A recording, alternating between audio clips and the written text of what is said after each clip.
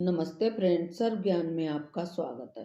आज हम आपके लिए आंवला नवमी की कथा लेकर आए हैं, जिसको सुनने से आपके सारे दुख दर्द दूर होंगे और आपकी सारी मनोकामनाएं पूर्ण होगी। जी हाँ दोस्तों, जय श्री कृष्ण, राधे राधे। कार्तिक मास के शुक्ल पक्ष की नवमी तिथि है और आज ही के दिन आंवला नवमी का पवित्र पर्व मनाया जाता है। आज ही के दिन आंवले के वट वृक्ष पर प्रकट हुआ था। कार्तिक मास के शुक्ल पक्ष की नवमी तिथि से लेकर पूर्णिमा तिथि तक भगवान विष्णु आंवले के वट वृक्ष के नीचे, इसलिए इस दिन आंवले के वृक्ष की पूजा अर्चना की जाती है। मान्यता है कि इससे आरोग्य, सुख, शांति और अखंड सौभाग्य, संतान सुख की प्राप्ति होती है।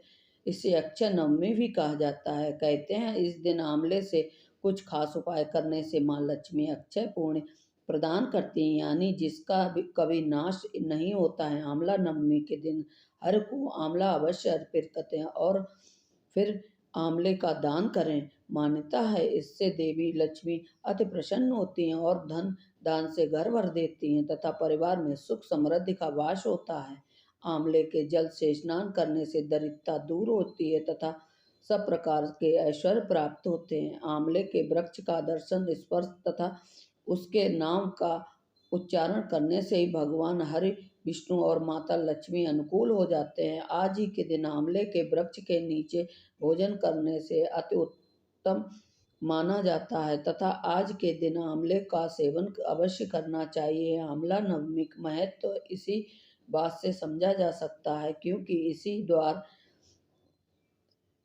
इसी दिन द्वापर युग का प्रारंभ हुआ था, जिसमें स्वयं भगवान श्री कृष्ण ने जन्म लिया था। आंवला नवमी के दिन भगवान श्री कृष्ण ने वृंदावन गोकुल की गलियां छोड़कर मथुरा प्रस्थान किया था। संतान और पारिवारिक सुखों की प्राप्ति के लिए रखा जाता है यह व्रत। इस दिन उन्होंने अपनी बाल लीलाओं का त्याग करके कर्तव्य के पथ पर पहला कदम रखा था। इसी दिन से वृंदावन की परिक्रमा भी की जाती है। आंवला नवमी का व्रत संतान और पारिवारिक सुखों की प्राप्ति के लिए किया जाता है। यह व्रत पति पत्नी साथ रखे तो उन्हें इसका दुगना फल प्राप्त होता है।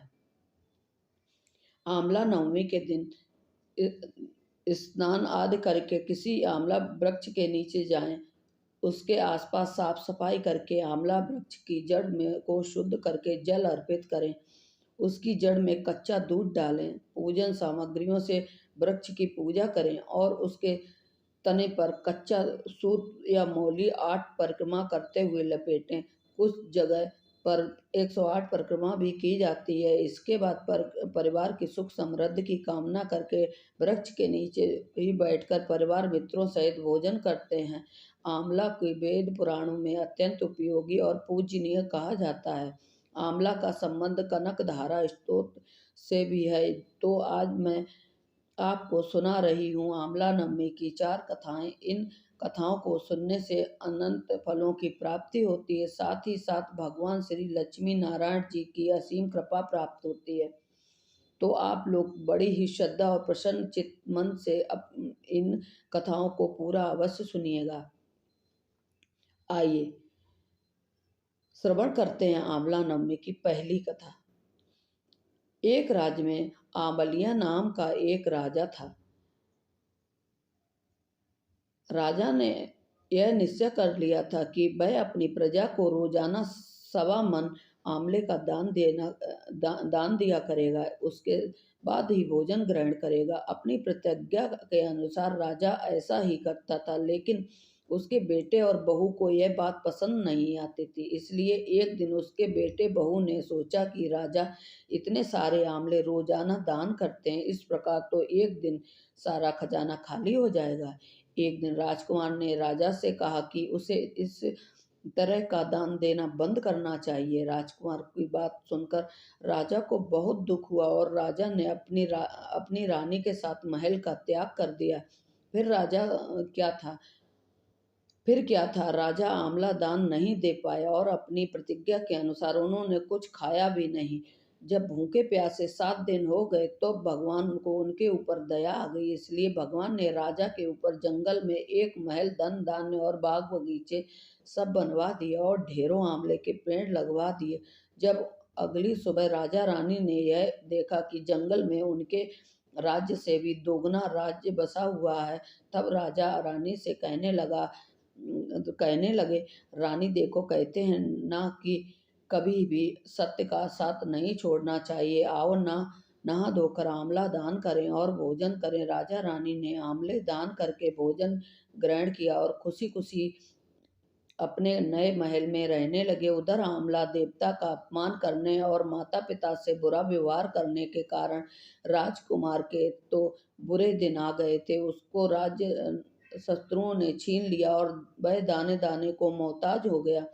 काम ढूंढने हुए एक दिन वह अपने पिताजी के ही राज्य में पहुंच गया। उस समय उसकी हालत इतनी बिगड़ी हुई थी कि पिता ने उन्हें बिना पहचाने ही अपने यहाँ काम पर रख लिया। बेटे बहू सोच भी नहीं सकते थे कि उनके माता पिता इतने बड़े राज्य के मालिक हो गए थे। सो उन्होंने अपने माता पिता को नहीं पहचाना। एक दिन बहू ने सास के बाल गूंथते समय उसकी पीठ पर एक मस्सा देखा। यह सोचकर वह रोना आने लगा कि ऐसा ही मस्सा तो मेरी सास की पीठ पर था। हमने यह सोचकर उन्हें आंवले दान करने से रोका था कि हमारा सब धन नष्ट हो जाएगा। आज वे लोग न जाने कहाँ होंगे। यह सोचकर बहू को रोना आने लगा और आंसू टप टप टपकने लगे, सास की पीठ पर गिरने लगे। रानी ने तुरंत पलट कर देखा और पूछा कि तू क्यों रो रही है। उसने बताया कि उसकी पीठ जैसा मस्सा मेरी सास की पीठ पर भी था। हमने उन्हें आंवले दान करने से रोक दिया था, इसलिए वो नाराज होकर घर छोड़कर कहाँ चले गए। तब रानी ने उन्हें पहचान लिया, सारा हाल पूछा और अपना हाल भी बताया। अपने बेटे बहू को समझाया कि दान करने से धन कम नहीं होता बल्कि बढ़ता है। अब सुख से तब बेटे बहू भी अब सुख से राजा रानी के साथ रहने लगे और आंवले का दान करने लगे। आइए अब आंवला नवमी की दूसरी कथा सुनते हैं। एक बार माता लक्ष्मी जी धरती पर घूमने के लिए आई। धरती पर आकर महालक्ष्मी जी सोचने लगी कि भगवान विष्णु और शिव जी की पूजा एक साथ कैसे की जा सकती है। तभी उन्हें याद आया कि तुलसी जी और बेल के गुण आंवले में भी पाए जाते हैं। तुलसी भगवान विष्णु को और बेल शिव जी को अत्यंत प्रिय है। इसके बाद तो माता लक्ष्मी जी आंवले के पेड़ की पूजा करने का निश्चय किया। महालक्ष्मी जी की भक्ति और पूजा से प्रसन्न होकर भगवान विष्णु और शिव की साक्षात प्रकट हुए। महालक्ष्मी जी ने आंवले के पेड़ के नीचे भोजन तैयार करके भगवान विष्णु और शिव जी को भोजन कराया। उसके बाद उन्होंने खुद भी वहीं बैठकर भोजन ग्रहण किया। मान्यताओं के अनुसार आंवला नवमी के दिन अगर कोई भी आंवले के पेड़ की पूजा करके उसके नीचे बैठकर भोजन करता है और ग्रहण करता है तो भगवान उसकी मनोकामना विष्णु पूरी करते हैं। इस दिन महिलाएं अपनी संतान की दीर्घायु और अच्छे स्वास्थ्य को लेकर व्रत रखती है। निसंतान महिलाएं यदि संतान प्राप्ति की कामना से व्रत रखकर आंवले के पेड़ की पूजा करती हैं तो उन्हें संतान सुख प्राप्त होते हैं। अब आइए तीसरी कथा का रसपान करते हैं। काशी नगरी में एक निसंतान धर्मात्मा और दानी वैश्य रहता था। एक दिन वैश्य की पत्नी से पड़ोसिन कहने लगी कि अगर तुम किसी पराये बच्चे की बलि भैरव बाबा के नाम से चढ़ा दो तो तुम्हें पुत्र की प्राप्ति हो जाएगी। यह बात जब वैश्य को पता चली तो उसने साफ मना कर दिया, लेकिन उसकी पत्नी अवसर की तलाश में रहने लगी। एक दिन एक कन्या को उसने कुएं में गिराकर भैरव देवता के नाम पर बलि दी। इस हत्या का परिणाम विपरीत हुआ, अर्थात लाभ की बजाय उसकी पूरे शरीर में कोढ़ हो गया और लड़की की प्रेत आत्मा उसे सताने लगी। वैश्य के पूछने पर उसकी पत्नी ने सारी बात सच सच बता दी। तब वैश्य बोला कि गौवध, ब्राह्मण वध तथा बाल वध करने के वाले के लिए इस संसार में कहीं कोई जगह नहीं है। इसलिए तू गंगा तट पर जाकर भगवान का भजन कर और गंगा स्नान कर, तभी तू इस कष्ट से मुक्ति पा सकती है।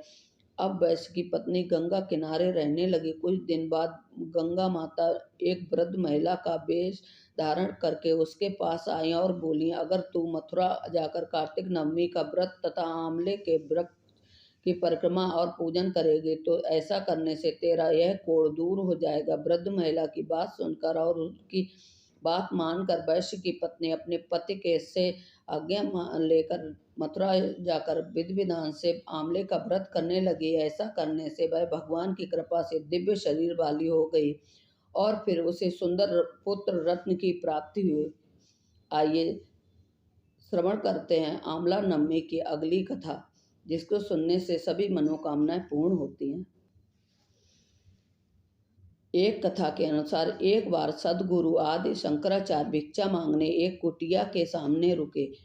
वहां एक बूढ़ी औरत रहती थी जो अत्यंत गरीब और दयनीय स्थिति में थी। इस शंकराचार्य की आवाज सुनकर वह बूढ़ी औरत बाहर आई। उसके हाथ में एक सूखा आंवला था। वह बोली, महात्मन, मेरे पास इस सूखे आंवले के सिवाय कुछ भी नहीं है जो आपको भिक्षा में दे सकूं।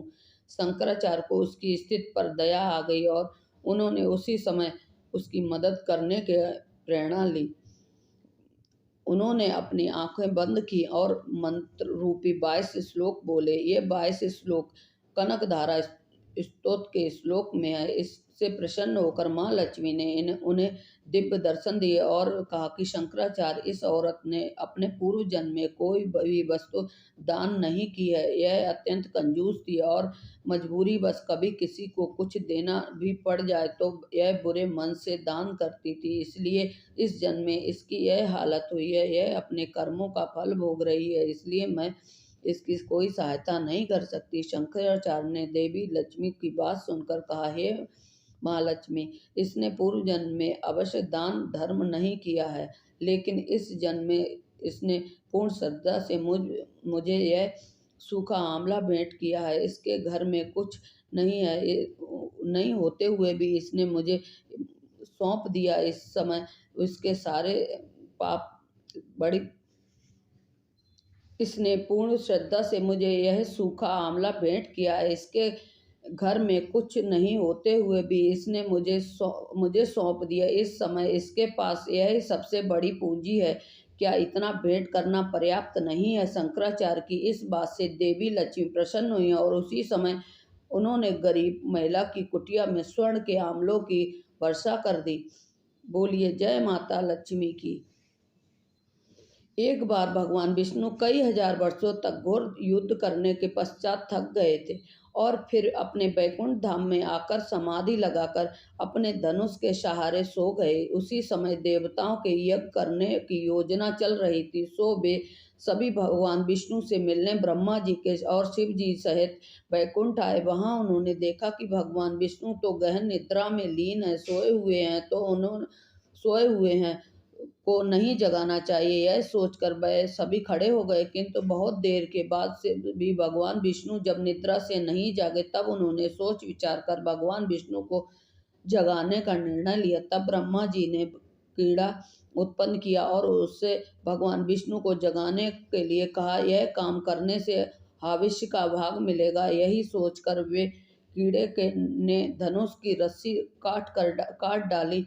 धनुष की रस्सी काटते ही एक भयानक शब्द हुआ और चारों ओर अंधेरा छा गया। कुछ समय के बाद जब धीरे धीरे अंधेरा कम हुआ तो देवताओं ने देखा कि भगवान विष्णु का सिर उनके शरीर पर नहीं है।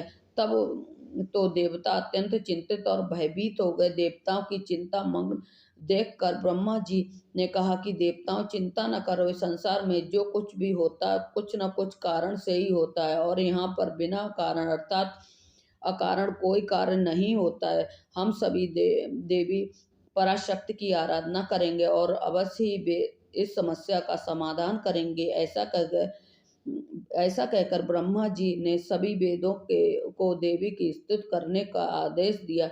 जब वेदों ने देवी की स्तुति की तो देवी अत्यंत प्रसन्न हुई और फिर एक आकाशवाणी हुई। आकाशवाणी ने कहा, देवताओं, मैं वेदों की स्तुति से अत्यंत प्रसन्न हूँ। आप लोगों को चिंता करने की कोई आवश्यकता नहीं है। भगवान विष्णु का जो सिर कटा है उसके दो कारण है। पहला तो इन्हें एक बार लक्ष्मी जी ने कह दिया था कि आप बिना सिर के हो जाओ, तो क्योंकि लक्ष्मी जी को देखकर भगवान विष्णु हंस रहे थे। दूसरा कारण है, हयग्रीव नाम के दैत्य का अंत हुआ। हयग्रीव नाम का एक दैत्य है, इसने अन्न जल सब कुछ त्याग कर 1000 वर्षों तक तपस्या की थी। उस समय इस दैत्य ने अपनी सारी इंद्रियों को अपने बस में कर लिया था और केवल मेरे नाम का जाप किया था। इससे मेरे तामसी रूप के दर्शन पाने के लिए ऐसी घोर तपस्या की। तब मैं पराशक्ति ही अपने तामसी रूप से इस दैत्य के रूप में प्रकट हुई थी। देवी की अपने अपने सामने प्रकट हुआ देखकर यह दैत्य अत्यंत प्रसन्न हुआ और उठकर खड़ा हो गया। वह मेरे उस रूप की परिक्रमा करने लगा और मेरी स्तुति करने लगा। तब मैंने उससे मन वांछित फल वर मांगने के लिए कहा। तब उसने कहा, हे देवी, मैं अमर होना चाहता हूँ। उसकी बातें सुनकर मेरी उस तामसी शक्ति ने कहा कि दैत्य राज, संसार में सभी की मृत्यु होनी है और यही संसार का नियम है। मैं इस नियम को भंग नहीं कर सकता, इसलिए तुम सोच समझकर कोई भी वरदान मांगो।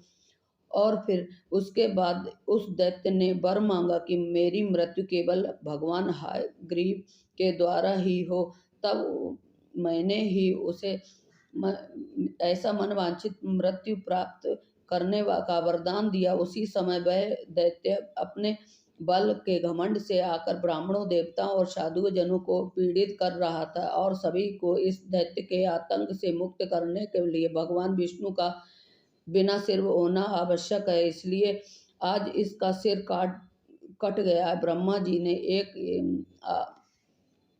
तब मैंने उससे मनवांछित वर मांगने के लिए कहा।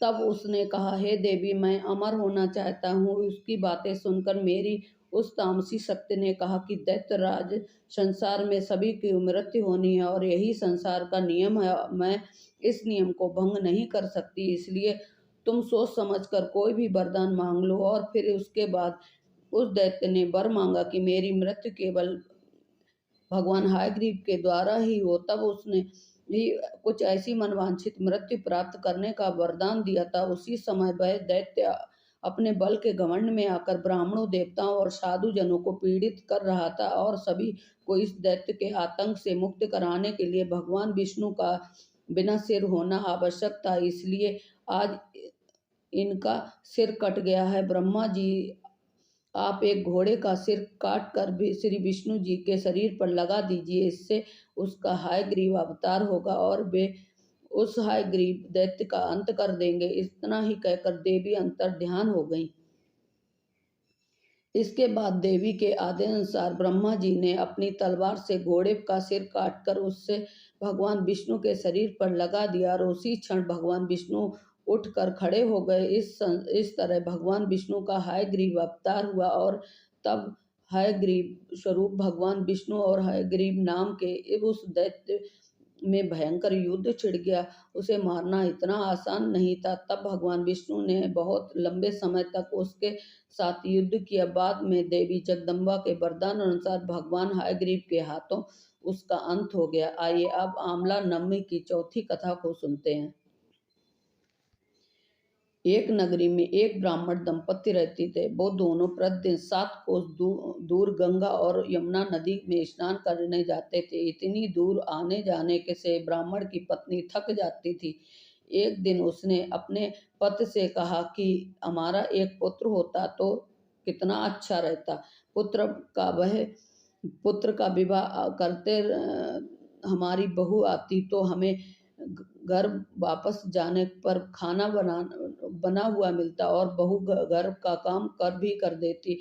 अपनी पत्नी की बात सुनकर ब्राह्मण ने कहा कि तूने बात तो सही कही है, चल मैं तेरे लिए बहू ला देता हूँ। ब्राह्मण ने कहा कि एक पोटली में आटा डालकर कुछ मोहरे रख दे। ब्राह्मण के कहे अनुसार उसने अर्थात ब्राह्मण ने पोटली बांध दी।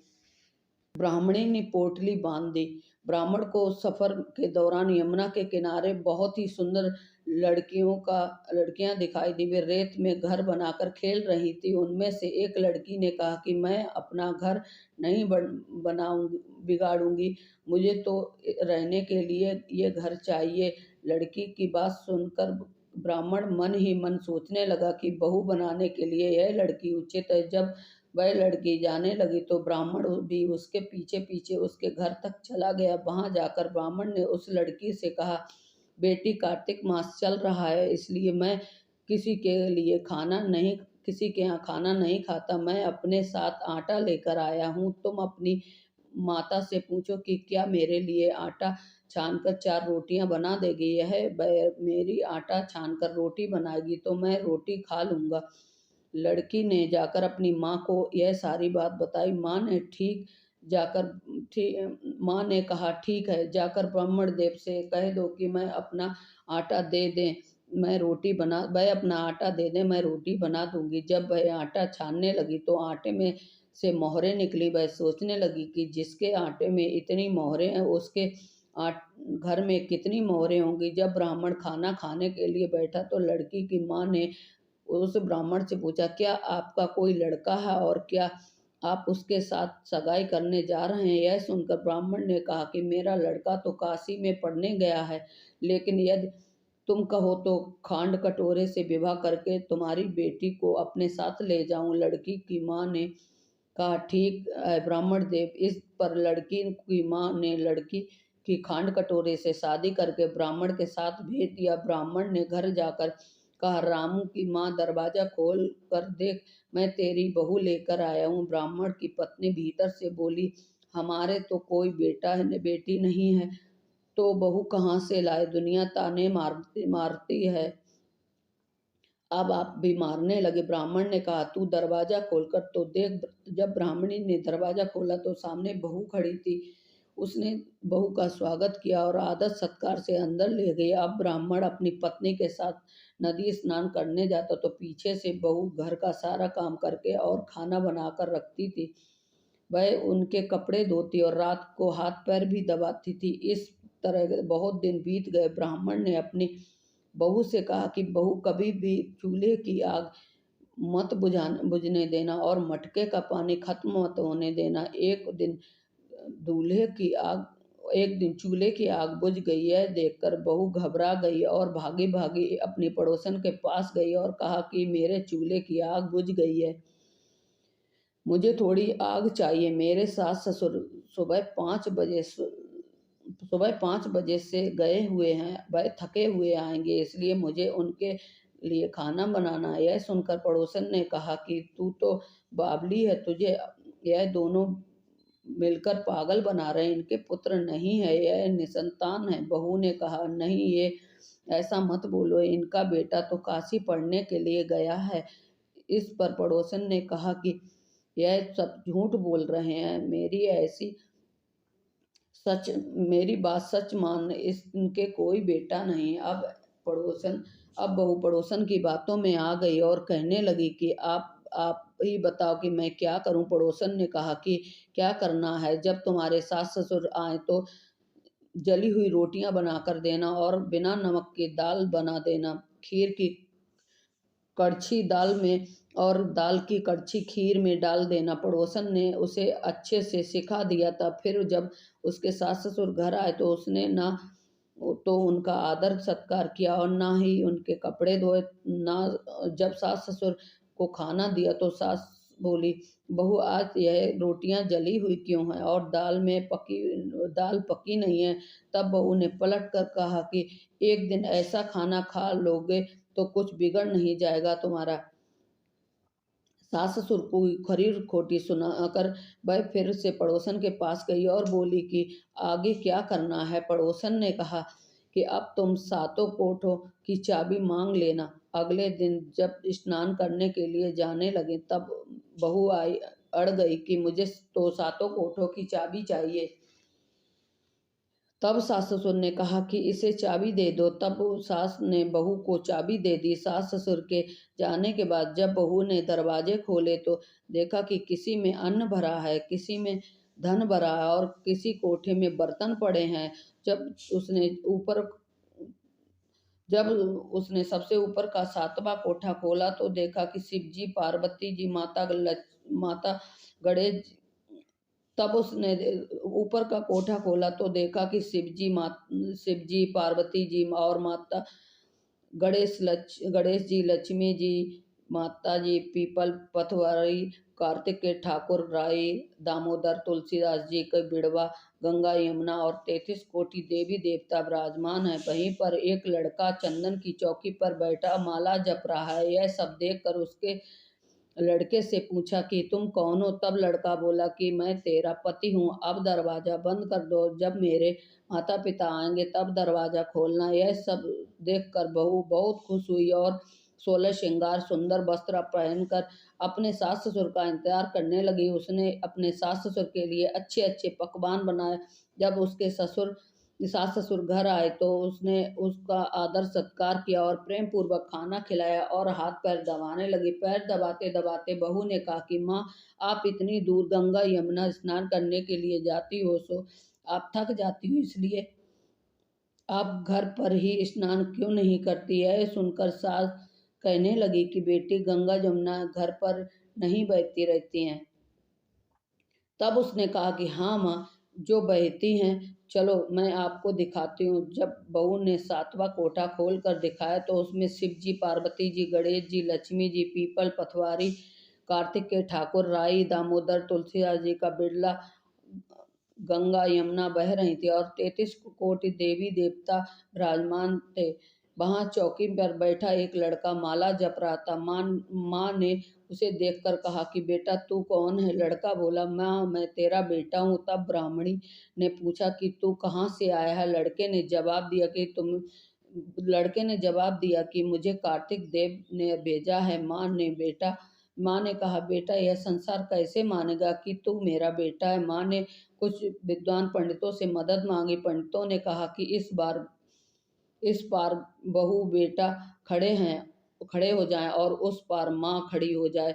माँ चमड़े की अंगिया पहनी हो और छाती पर से दूध की धार निकाल कर बेटे को दाढ़ी मूछ भीगे और पावन पानी से गठजोड़ बंधे, तब मानेंगे कि यह इस माँ का बेटा है। उसने ऐसा ही किया। चमड़े की अंगिया फट गई और छाती में से दूध की धार निकलकर बेटे की दाढ़ी मूछ भीग गई। पावन पानी से बेटे का गठजोड़ बंध गया।